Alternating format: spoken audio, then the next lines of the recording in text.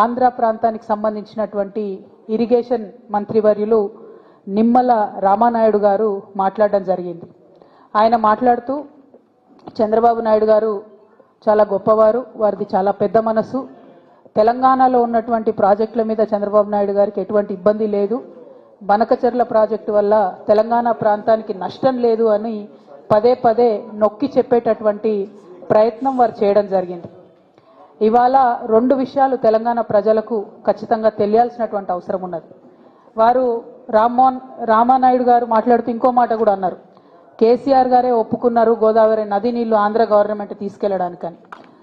అయితే వీటన్నిటి మీద తెలంగాణ ప్రజలకు స్పష్టత ఇవ్వాల్సినటువంటి అవసరం ఉందని భావించి ఇవాళ మీడియా సమావేశం ఏర్పాటు చేయడం జరిగింది.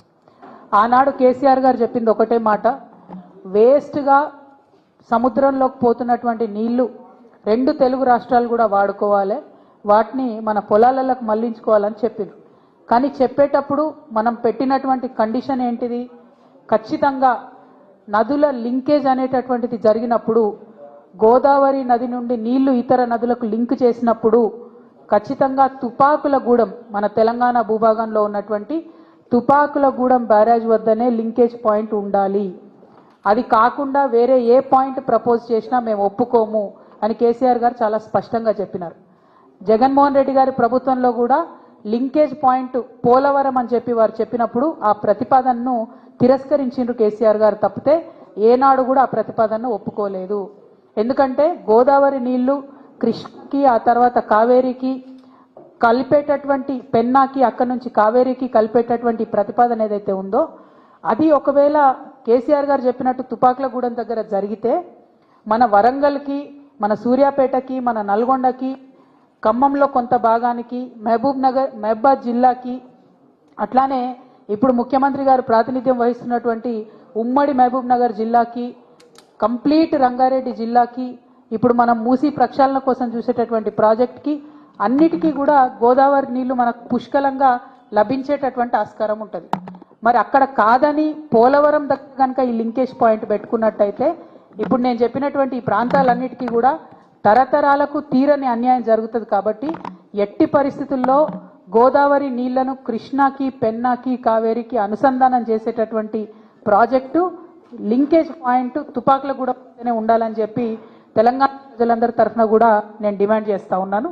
అదేవిధంగా మరి ఇవాళ చంద్రబాబు నాయుడు గారు బీజేపీ గవర్నమెంట్లో ఎన్డీఏలో భాగస్వామ్యంగా ఉన్నారు కాబట్టి వారి యొక్క ప్రాబల్యాన్ని వాడి వారు చాలా తెలివిగా ఇది గోదావరి కృష్ణా లింకేజ్ అని చెప్పకుండా గోదావరి కావేరి, గోదావరి పెన్నా లింకేజ్ అని చెప్పి 60% నిధులు కేంద్ర ప్రభుత్వం నుండి తెచ్చుకుంటున్నారు. ఆయన చంద్రబాబు నాయుడు గారు వాళ్ళ ప్రాంతానికి లాభమయ్యే పనిచేస్తున్నారు. మన రేవంత్ రెడ్డి గారేమో ఫ్లైట్ మోడ్ సీఎంగా ఢిల్లీకి పోవడం రావడం తప్పితే కనీసం మరి కేంద్ర ప్రభుత్వం నుంచి ఎట్లా నిధులు చేపట్టాలి, ఎట్లా తీసుకురావాలి, ఎట్లా తుపాకులగూడెం దగ్గరికి మార్చుకోవాలి ఈ పాయింట్ అని మాట్లాడతలేరు. ఇంతవరకు ఉత్తమ్ కుమార్ రెడ్డి గారు 1-2 లెక్కలు రాసిండ్రు కానీ ఎందుకు రేవంత్ రెడ్డి గారు మాట్లాడతలేరు? వారికి ఉన్నటువంటి ప్రాబ్లం ఏంటిది, చంద్రబాబు నాయుడు గారితో వారికి ఉన్నటువంటి లాలూచి ఏంది ఖచ్చితంగా చెప్పాలని ఈ సందర్భంగా మేము డిమాండ్ చేస్తూ ఉన్నాం. మొన్న జూన్ 2 నాడు ప్రీ ఫీజిబిలిటీ రిపోర్ట్ అనేటటువంటిది ఆంధ్రప్రదేశ్ ప్రభుత్వం కేంద్రానికి ఇవ్వడం జరిగింది. దాన్ని కేంద్రం ఒప్పుకోవడం కూడా జరిగింది. ఆల్రెడీ మనకు నష్టం జరగడం ప్రారంభమైంది. అయినా కూడా మన రాష్ట్ర ముఖ్యమంత్రి స్పందించకపోవడం నిజంగా దుర్మార్గం. ఇది కేవలం తెలంగాణ ఆయన చేసేటటువంటి ద్రోహం తప్ప ఇంకోటి కాదని ఈ సందర్భంగా నేను తెలియజేస్తా ఉన్నాను. అదేవిధంగా చంద్రబాబు నాయుడు గారు మరి తెలంగాణలో కట్టేటటువంటి ప్రాజెక్టులకు వ్యతిరేకం కాదని ఆంధ్ర మంత్రివర్యులు రామానాయుడు గారు చెప్పడం జరిగింది. రామానాయుడు గారికి నేను ప్రత్యేకంగా గుర్తు చేస్తా ఉన్నాను, మేము తెలంగాణలో పాలమూరు రంగారెడ్డి కట్టుకున్నప్పుడు, కాళేశ్వరం ప్రాజెక్టు కట్టుకున్నప్పుడు మీరు పుంకానుపుంకలుగా ఆనాడు చంద్రబాబు నాయుడు గారు అధికారంలో ఉన్నప్పుడు కేంద్ర ప్రభుత్వానికి లేఖలు రాసిన విషయం రామానాయుడు గారు గుర్తుపెట్టుకోవాలి. మీరు సీనియర్ సభ్యులు, ఇదివరకు కూడా ఎమ్మెల్యేగా ఉన్నటువంటి వారు, మీరు దయచేసి ఆ ఉత్తరాలన్నీ కూడా చూసుకోండి. చంద్రబాబు నాయుడు గారు సుప్రీంకోర్టులో కూడా మాకు వ్యతిరేకంగా కేసు వేసిండ్రు. కొత్త ప్రాజెక్టులు కట్టుకుంటే, కొత్త ప్రాజెక్టులు కాదు పాత చిన్న ప్రాజెక్టులు కల్వకుర్తి, భీమా, నెట్టెంపాడు లాంటి ప్రాజెక్టుల స్కోప్ పెంచుకుంటే కూడా ఆయన సుప్రీంకోర్టులో కేసు వేసిండ్రు.